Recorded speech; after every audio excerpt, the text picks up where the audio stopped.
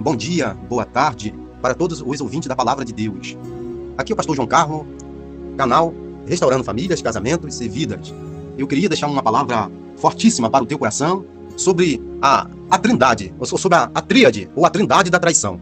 Eu queria falar sobre esse tema nesta mensagem no dia de hoje. Eu queria falar sobre a tríade da traição, ou a trindade da traição, desmascarando Ziba, Judas Iscariote e Aitofel, né? As tramas deles vão ser desmascaradas, né, através dessa mensagem. Quantos Zibas, quantos Judas Iscariotes e quanto Aitofel nós temos hoje, às vezes disfarçado, né, como amigos, às vezes em algumas igrejas, ambientes e lugares e que convivem com a gente às vezes há anos, e nós às vezes não temos o entendimento profundo de entender que é um Ziba, é um Aitofel ou é um Judas Iscariote.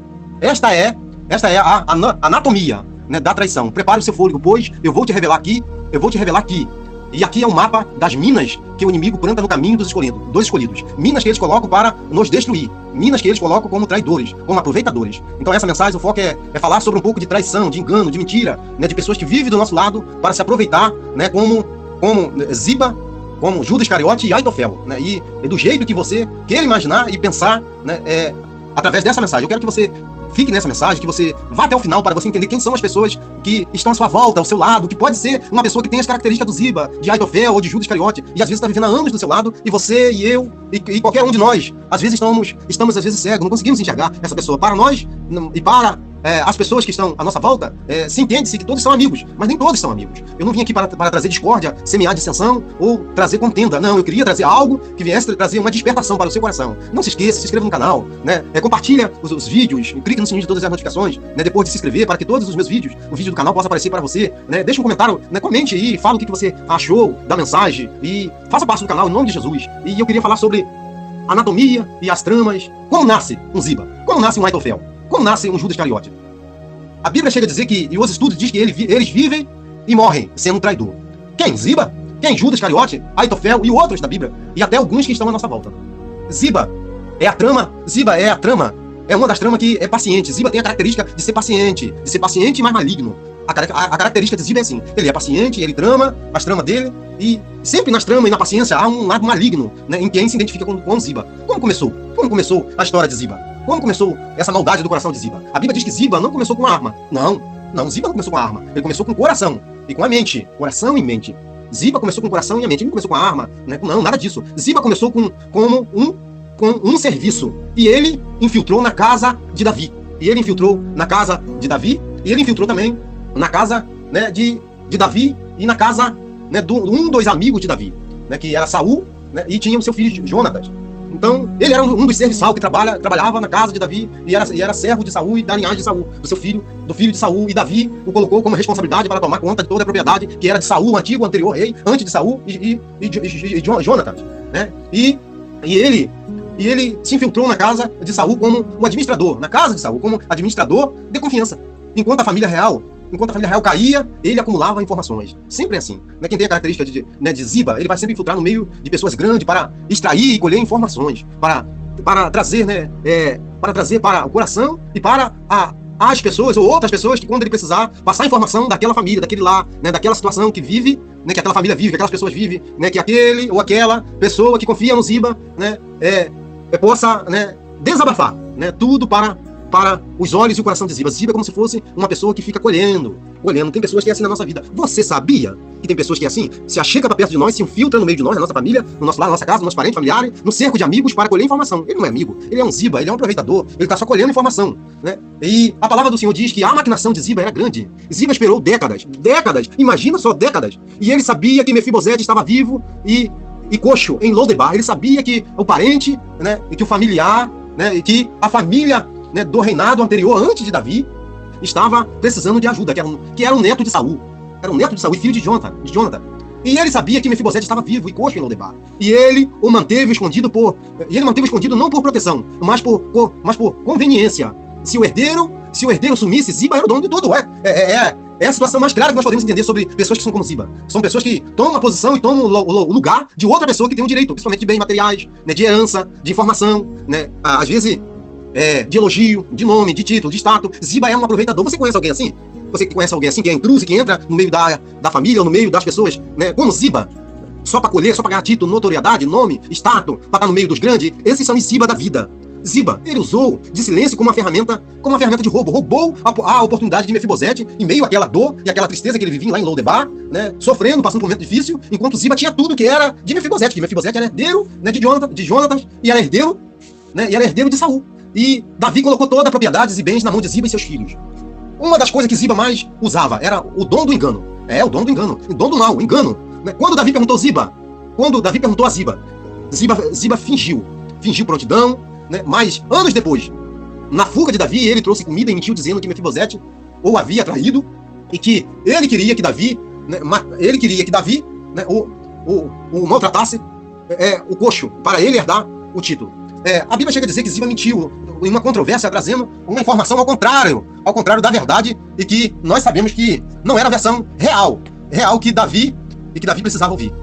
Então, uma das coisas que nós temos que ter muito cuidado é saber que Ziba são manipuladores e mentirosos. E a palavra do Senhor diz que na hora que Davi, né, teve diante de Ziba e de Ziba e de Mefibosete ali uma situação que Davi teve que sair do seu trono, sair, né, do teu reino através de uma questão familiar, e ali ele precisava ali de um apoio, de um pão, de alguma coisa para alimentá-lo pelo caminho. A Bíblia diz que Ziba foi de encontro a ele e Mefibosete também.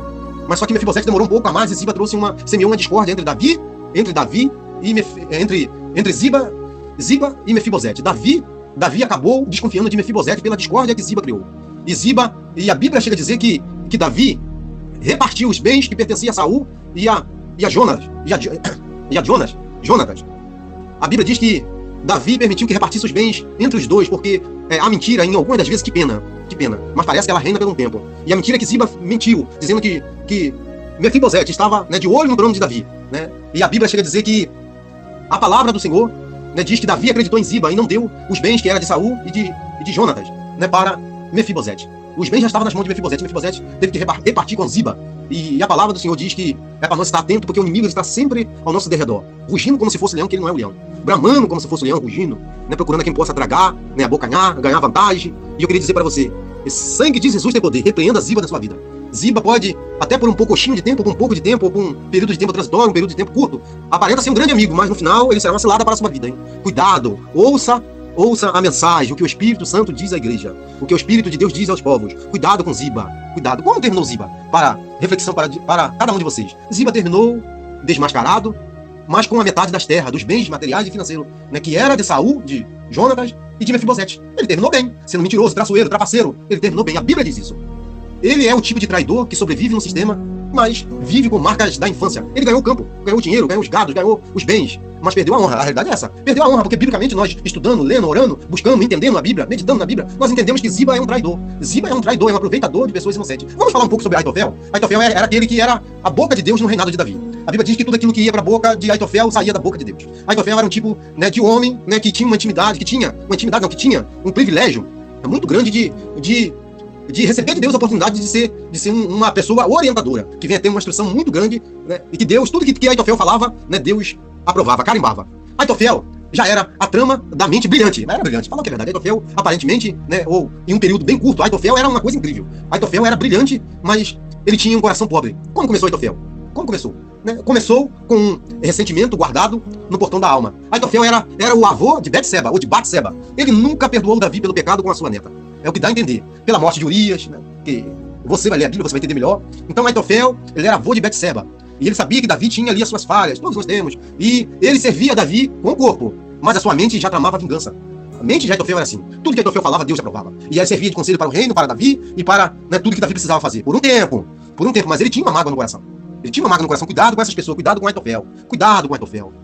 Ele era um projeto que Davi confiava. Davi confiava em Aitofel. Todo mundo confiava. Porque quando o conselho de Aitofel vinha, ninguém discutia.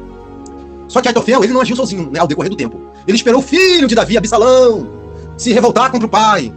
Né? Absalão foi aquele que matou o seu próprio irmão, que tirou a vida do seu próprio irmão, né, Aminon, né, que fez mal para a filha, né, para a filha de Davi, irmã, né, de Aminon e de Absalão. Né? Aminon fez mal para sua irmã, tirou ali a vergonha, né, e tirou a honra da irmã, Aminon. E Absalão, né, ousou em tirar a vida do seu irmão.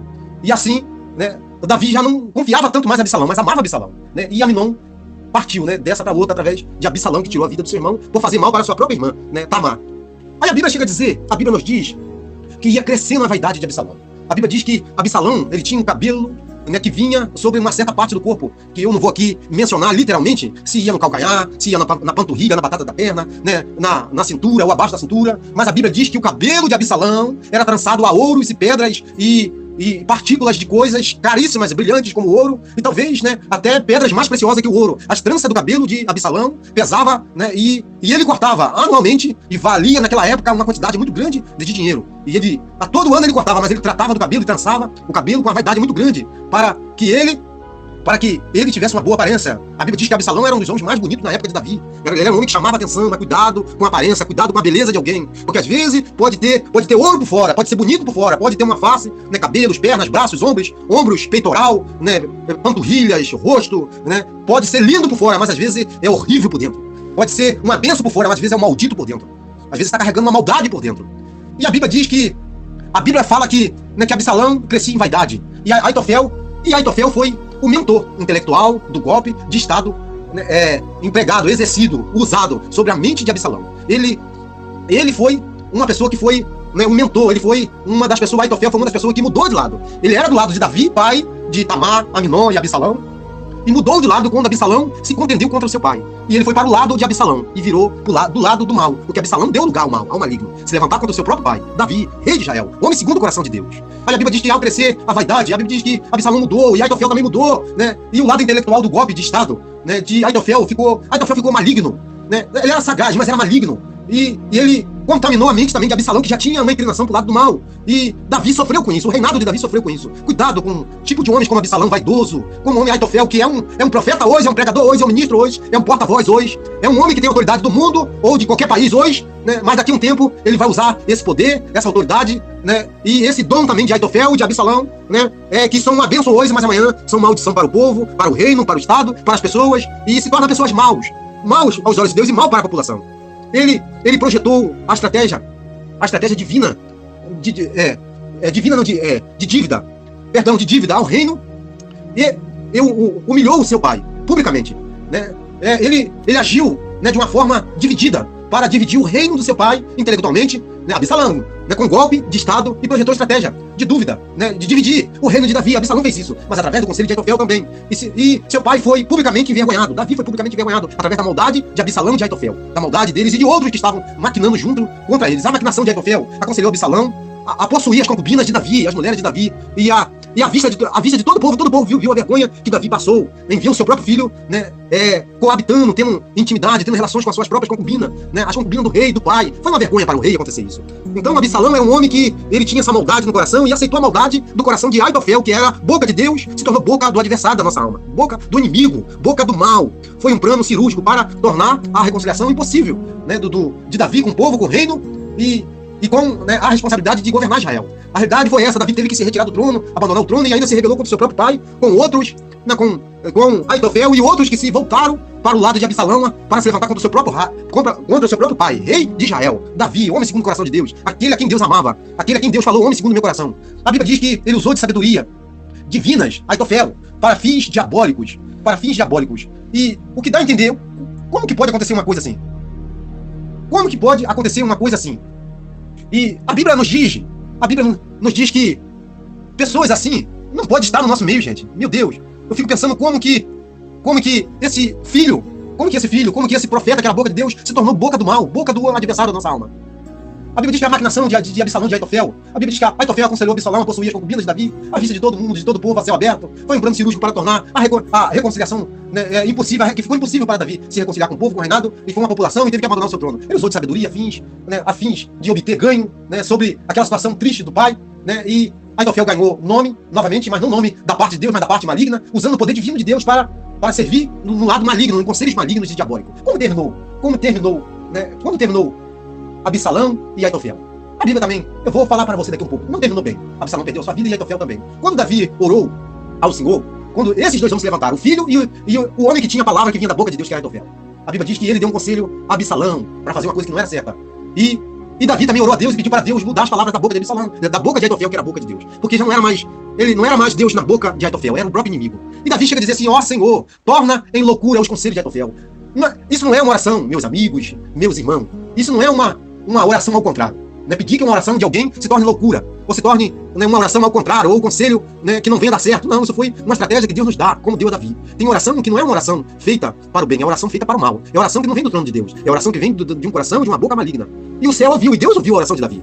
Absalão rejeitou o plano de Aitofel, o orgulho do conselheiro, que era Aitofel, que era a boca de Deus, se tornou a boca do inimigo, do mal, foi tão ferido que ele não suportou ser ignorado por Absalão, pelo povo, e por Davi e por todos. Aitofel ficou dodói. Aitofel ficou cheio de mimimi, porque ele era a boca de Deus, já estava bom. Não ficou satisfeito com isso, foi boca do mal.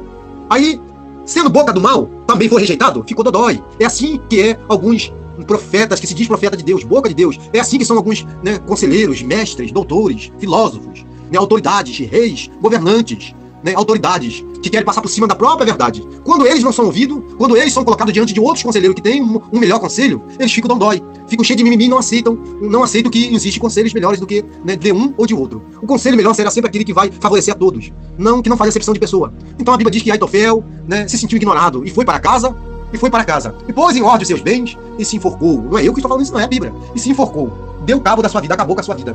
Como que termina, né? Uma pessoa que era boca de Deus, profeta de Deus, instrumento de Deus, e se tornou instrumento do mal. Terminou mal, né? Perdeu a sua vida, enforcou, se pendurou, se enforcou e acabou com a sua vida. De igual maneira, aconteceu com Judas Iscariote. Mas para terminar, né, a reflexão sobre Aitofel, né, a inteligência sem a submissão a Deus vira um laço no pescoço. Esta é a verdade. Para mim, agora, o terceiro da Trindade, né, o terceiro da tríade da maldade, Judas Iscariote. Judas Iscariote chama a trama da avareza, né, disfarçada de zelo. Esta é a maior identificação de Judas Iscariote. Como começou? Como começou a trama da avareza disfarçada de zelo? Né? Como começou isso? Começou com um pequeno desvio na bolsa de oferta que Judas Iscariote carregava. O pecado de Judas Iscariote foi um pecado de estimação que ele, estimou por muitos e guardou, silenciou e deixou guardado por muito tempo. Não confessou, não falou para o Senhor, para Jesus, né, que eu tenho uma fraqueza, né, que essa bolsa não pode estar comigo, essas ofertas, esse dinheiro, que não pode ser eu tenho fraqueza, eu tenho um lado frágil, eu tenho um lado fraco, né, com fraqueza, com dinheiro, ou na avareza, ou nesse ponto, ou nessa área. Por que você, ouvinte da palavra de Deus, não fala para Jesus? Né, eu não posso estar nessa posição, eu não posso estar carregando, né, esse bem precioso, ou algo que venha ter uma grande responsabilidade, porque eu tenho fraqueza nisso, eu tenho fraqueza na área financeira, eu tenho fraqueza na área, né, do álcool, eu tenho fraqueza na área, né, das drogas, eu tenho fraqueza na área sensual, eu tenho fraqueza na área feminina, eu tenho fraqueza na área, né, do caráter, eu tenho fraqueza na área, né, na área da responsabilidade, eu tenho fraqueza na área de manter a palavra, eu tenho fraquezas e fraquezas, e existem milhares de fraquezas, e fraquezas na personalidade, fraqueza no caráter, fraqueza na nobreza, caráter, transparência, fraqueza na fidelidade, fraquezas, e o algoritmo vai falar sobre milhares de fraquezas que todo ser humano tem, que tem que ser falada para Jesus, para a gente não pecar contra Jesus, e não trair Jesus. A bolsa foi a fraqueza, né, de Judas Iscariote, porque tinha oferta e dinheiro, e ele tinha avareza. Qual é a sua fraqueza? Qual é a sua fraqueza, amigo, amiga, irmão, ouvinte da palavra de Deus espalhado pela face da terra? Qual é a sua fraqueza, liderança? Qual é a sua fraqueza, você que tem tido hierarquia, nome, posicionamento na terra dos viventes, nesse mundo, né, imenso que nós temos? Qual é a sua fraqueza? Talvez você não possa estar à frente dessa responsabilidade, desse poder, desse nome, desse título. Se você tem essa fraqueza, é melhor você falar. É melhor você pedir para a autoridade maior, colocar alguém substituir você, para que você não venha pecar, nem falhar, nem errar, né, contra a sua pátria, contra, né, a população, contra os pobres, os órfãos, as viúvas, contra as leis, contra a sua própria família, e contra você mesma, contra a sua hombridade, caráter, sua personalidade, e contra o próprio Deus. Confessa, fala a verdade. Né? Isso não é feio, não. É melhor a gente falar a verdade, né, doendo na gente, do que a gente abraçar a mentira, né, e viver com a mentira, sabendo que a gente não conseguimos suportar, né, a verdade. A gente não tem um poder para segurar aquela verdade, a gente vivemos em mentira. É melhor falar a verdade e deixar alguém que tenha, né, possibilidade de lidar, né, com essa verdade, mantendo a verdade sem precisar viver com a mentira. E o pecado de Judas foi esse. O pecado de estimação. Ele amava o reino, mas não amava mais não amava o reino mais do que o dinheiro. Ele amava o dinheiro mais que o reino. Ele amava o dinheiro mais que o reino de Deus, do que a presença de Deus. Qual foi o maior engano de Judas? Foi esse. Judas enganou a Jesus, enganou a si mesmo, e Judas também enganou os 11 discípulos e apóstolos que estavam com eles. 3 anos Judas enganando todo mundo. Ele era o tesoureiro, ele era o que dominava, o que passava toda a responsabilidade do dinheiro na mão dele, e ele tinha, né, a fraqueza da avareza. Então Judas Iscariote foi essa pessoa que não podia lidar com dinheiro. Você não pode lidar com quem na sua vida? Com mulher? Você não pode, você tem fraqueza, né? Você tem fraqueza com álcool, com bebidas, com drogas? Você tem fraqueza em manter a palavra? Você tem fraqueza na fidelidade? Você tem fraqueza, né, com título, com hierarquia, com nome, com poder, com status, com bens materiais? Sobe o seu orgulho, ou seja, o seu orgulho sobe para a cabeça, você começa a esquecer as pessoas que te amam, estão à sua volta, que querem o seu bem, você deixa todo mundo de lado, você sobe para a cabeça o poder. Qual é a sua fraqueza? Deixa nos comentários. Fala aí embaixo e deixa nos comentários. Você conhece alguém assim? Né? Eu não estou querendo que você fale da fraqueza dos outros, não, mas eu queria orar por você. Eu queria orar por você. Judas era o tesoureiro, ninguém suspeitava dele, e ele criticava o desperdício do dinheiro quando Jesus fazia alguma coisa, ou quando era feita alguma coisa para ajudar os pobres. Como o perfume de Maria que foi derramado sobre ali a pessoa de Jesus. Judas, fingindo que se importava com os pobres, mas ele queria o dinheiro para si mesmo. Quando ele falava alguma coisa em defesa, né, de alguma coisa que era inútil fazer aquilo, né, sobre o perfume que foi, né, jogado sobre Jesus, sobre o corpo de Jesus, sobre os pés, sobre o corpo e sobre todo, né, o ser chamado Jesus, através daquela mulher. Ele diz que era desperdício porque ele amava, era o dinheiro. Então Judas tinha essa fraqueza. A trama final de Judas foi essa. Judas achou que Jesus seria um rei político e que ele seria o ministro da finança. Por isso que Judas ficou, né, guardando o pecado de estimação o tempo todo. Você também é assim? Espero que não, né? Você não é assim. Não, no nome de Jesus. Você não é assim, né? Quando percebeu que o reino quando Judas percebeu que o reino de Jesus Cristo era a cruz, ele não gostou, porque ele pensava que o reino de Jesus era o ouro, a prata, o dinheiro. Então ele decidiu recuperar o prejuízo e vendeu Jesus, o mestre, o Senhor Jesus. O mestre, pelo preço de um escravo, a troco de algumas moedas. Né? E Jesus foi entregue nas mãos, né, dos inimigos do reino do Senhor Jesus. Vendeu a troco de moedas. Como terminou Judas Iscariote? Jesus foi para a cruz, morreu por nós, ressuscitou ao terceiro dia e nos ligou ao nosso Deus novamente, que antes ou outroramente nós andávamos desgarrados do Senhor nosso Deus. E através do nosso Senhor Jesus Cristo, do sacrifício do nosso Jesus Cristo na cruz do Calvário, ele nos ligou, ou religou novamente ao nosso Deus através do sacrifício do sangue derramado do nosso Senhor Jesus Cristo na cruz do Calvário. Nos ligou novamente, morreu como um cordeiro mudo, sem mácula, sem mancha, sem ruga. Foi um cordeiro perfeito. E Judas, como terminou? Jesus está ressuscitado ao lado do Pai, né, advogando ao nosso favor. E como terminou Judas? Como terminou? A Bíblia diz que terminou com remorso. A Bíblia diz que ele terminou com grande remorso. E o esmagou, esse remorso esmagou o coração de Judas. O dinheiro que ele tanto quis tornou-se brasa em suas mãos. Ele tentou devolver, mas os sacerdotes os rejeitaram. O dinheiro rejeitou ele também. E ele terminou em um campo de sangue com as entranhas desarramadas, cortadas e tornando-se símbolo eterno de perdição. Conclusão, né, da mensagem. Judas, ele foi amarrado pelo meio ou pela uma parte do corpo, e as entranhas dele, né, quando ele pulou daquela corda amarrado pelo meio, pela cintura, ou pelo qualquer parte do corpo, a Bíblia diz que a corda cortou o seu corpo e as entranhas, e a parte interna dos seus órgãos saiu do seu corpo para fora. E com as entranhas, tornando-se símbolo eterno de perdição. E a conclusão profética dessa mensagem do tríade da traição, desmascarando Ziba, Judas e Aitofel, desmascarando essa trindade do mal. Todos eles terminaram mal. Quando não morreram de desgosto, de amargura, né, de vergonha e de qualquer outra palavra triste, terminaram mal as horas de Deus e mal a população. E você, meu amigo, meu irmão? Você, meu amigo, meu irmão, ouvinte da palavra de Deus, você identificou algum Ziba, algum Aitofel ou algum Judas Iscariote na sua vida, no seu ministério, né, à sua volta, à frente, o seu lado, né, pelo lado horizontal, né, o lado por trás, na sua cidade, no seu bairro, né, ou seja, na sua família, né, no seu município? Você conhece alguém assim, que tem esse caráter? Você conhece alguém assim, né, na sua posição, no seu status, no seu título, né, no seu posicionamento? Conhece alguém assim, mundialmente? Alguma liderança mundial? Você conhece alguém assim nas leis, espalhado pela face da terra? Você conhece alguém assim?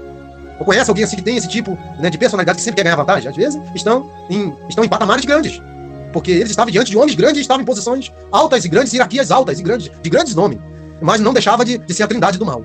Às vezes você está trabalhando em lugares que tem pessoas de nome, de título, de notoriedade, de fama, nacionalmente, né, mundialmente, em países, em lugares, onde até há leis, né, até onde pessoas que trabalham para o bem, né, que vivem no meio de pessoas que são maus, que só vivem para ganhar vantagem. Isso pode ter na Marinha, na Aeronáutica, no Exército, pode ter no Brasil, no fora do Brasil, em outros países, pode ter nos hospitais, pode ter nas autoridades, polícias federais, civil, militar, pode ter em vários locais, em várias autoridades. Sempre o inimigo ele vai penetrar para ficar filtrando, colhendo informações para passar para o lado do mal. Eu não estou aqui falando mal das autoridades. Eu estou falando mal, não é que eu estou falando mal, eu estou trazendo uma orientação para as verdadeiras autoridades do mundo todo, dos países, dos lugares onde tem pessoas boas, que tem pessoas más.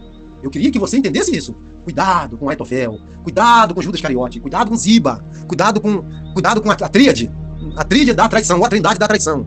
Cuidado. Hoje, aqui, o canal Restaurando Famílias, Casamentos e Vidas está desmascarando Ziba, Judas e Aitofel. As tramas, as mentiras não vão mais reinar. Não vão mais reinar através dessa mensagem. No nome de Jesus. Queria deixar aqui uma ótima manhã, tarde e noite. E no dia que você fosse ver essa mensagem, que o Espírito Santo de Deus, que Deus em Cristo Jesus, e que o Espírito Santo de Deus pudesse trazer para o teu coração discernimento, revelação, visão, interpretação, dom do discernimento de Espírito, e que Deus te guardasse, te protegesse e te livrasse de todo mal, em nome de Jesus.